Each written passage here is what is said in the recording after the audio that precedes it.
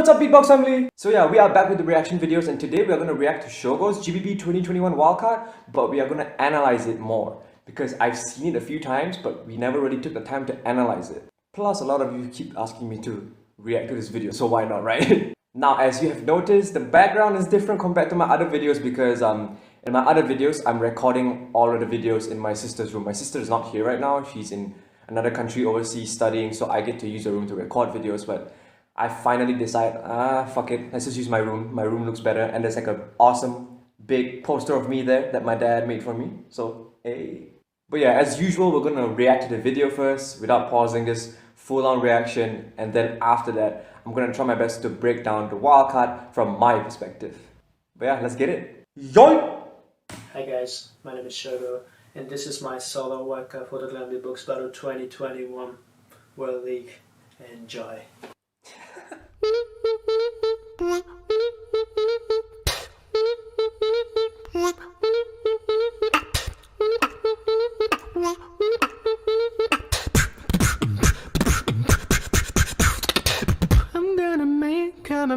Come and make you mine. You can't escape, no escape, so make up your mind.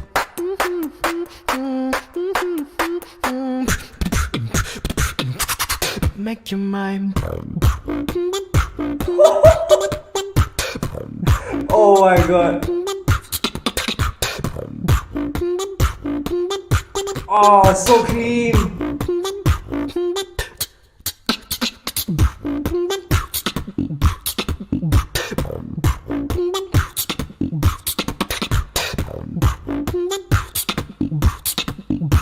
I'm gonna come and make you.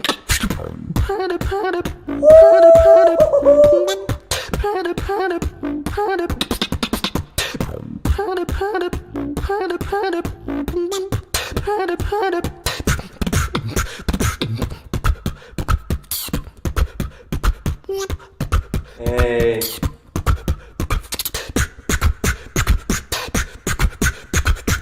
I'm gonna come and make you mama.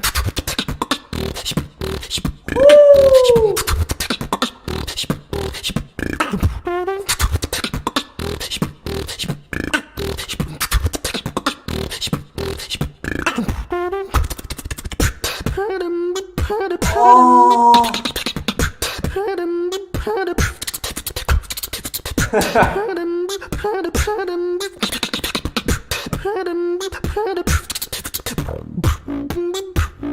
Oh, this is like the best part of the routine, this drop.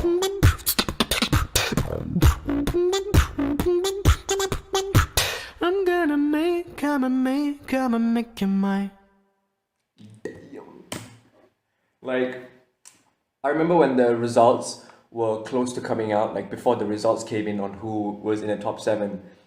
I actually put him in my top 7, but I was a bit like, is he gonna make it or not? Because like, they had this rule, if you go over the time limit for your wildcard, there were minus points and all that. So I thought he was not gonna make it in because he went over the time.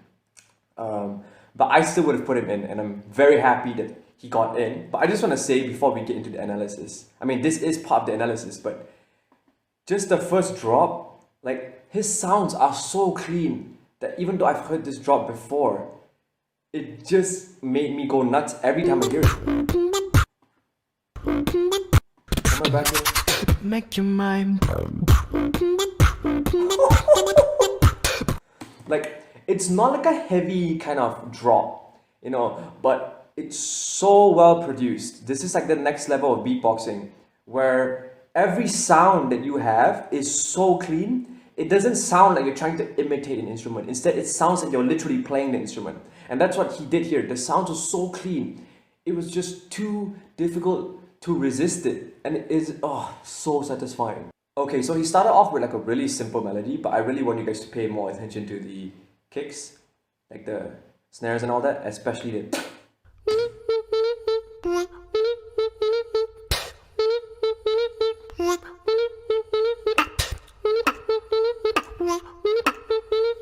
See, most people would have done it.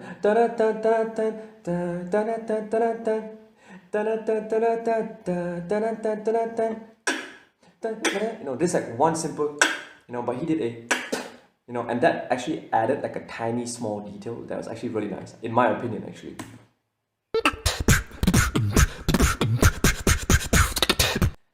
And typical SHOW-GO, he doesn't try to put too many techniques and he just goes, you know, so it's good to stay to your style, your personal brand. I'm gonna come and make you mine. You can't escape, no escape, so make up your mind. So straight into the point, he gets into the lyrics, which are really, really nice, and his vocals, okay, I can confidently say that his vocals are way better than mine. Like, it's so clean, and he doesn't waste time. You know, like for me, in my wildcard, I took a lot of time to put the first verse because I really wanted a lot of emotion into it, but he didn't. He went straight into the beat, and after 2 lines, straight build up. And you can see the verse, the build up is very simplistic. And the reason why it's simplistic, well, in my opinion, I think it's because so he could hit the drop harder. If your build up is very simplistic, it has very little details, it's easier for your drop to hit. But if your build-up has tons of details, very intricate, it makes the audience go nuts, then your drop has to be even more crazy, you know. But if the build-up is, you know, simple like this, you know, it's easier to hit the drop. Make your mind.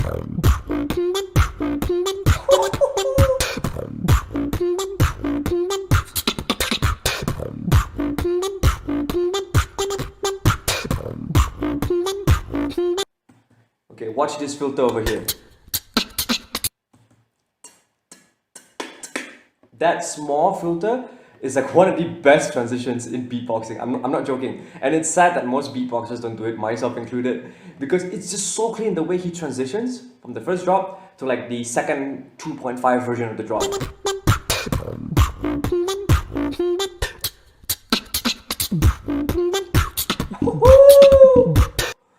The only thing I didn't like about this wildcard was this part here with the bubbly bass.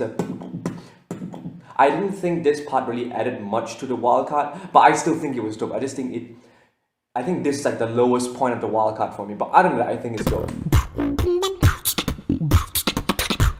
Yeah, this part seemed a little empty for me. I'm gonna come and make you. And then now he brings in his brand, the thing that made him super famous in beatboxing, the double voice, but he evolved it. This is why SHOW-GO is the best at double voice, not because he invented it, but because he's doing it in ways nobody else is doing it in. Just listen to this combo.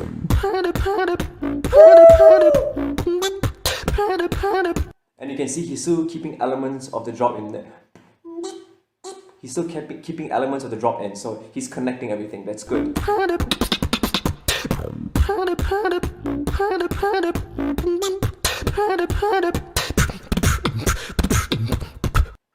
I love this part, I tell you why. Because in the double voice build-up, he made us go crazy. Right? And most of the time, after a build-up like that, you'll drop something crazy, right? But he's like, no. Wait a few bars, trust me, wait a second.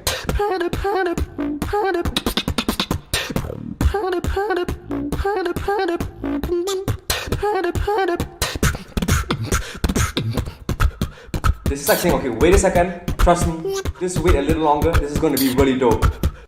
I'm not a fan of long build-ups, but if you execute it well like this, you know, with the dynamics and all that, it's good.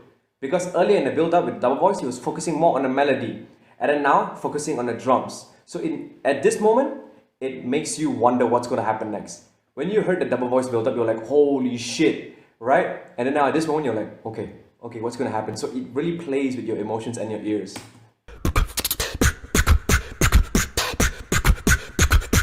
I'm gonna come and make you my. That pre-drop filter, my mind, was genius.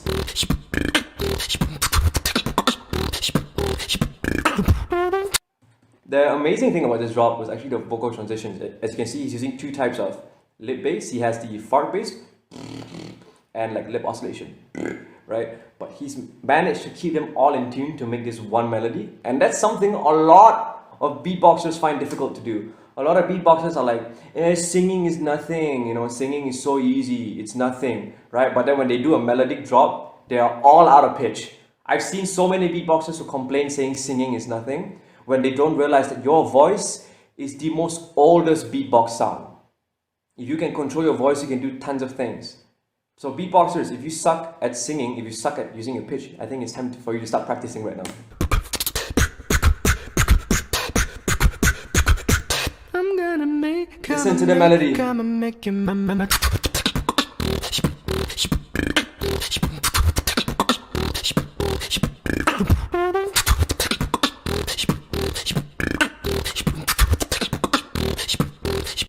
It's so simple, but it works because not only is he hitting the right pitch, his sounds are also so clean. Every lip oscillation, every fart bass, even his, what do you call it, the drums, the acoustics, it's so good.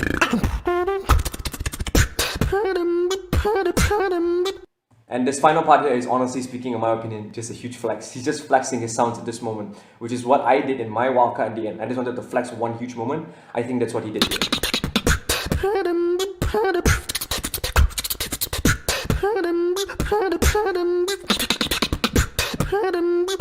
And now in the end, he just brings back the first drop, which I think is genius. I didn't have time to do that because I used a lot of time to make one 40-second verse. But, you know, he was smart. He made the verse shorter, so he had more time to bring it back. In the end, I think that's really cool.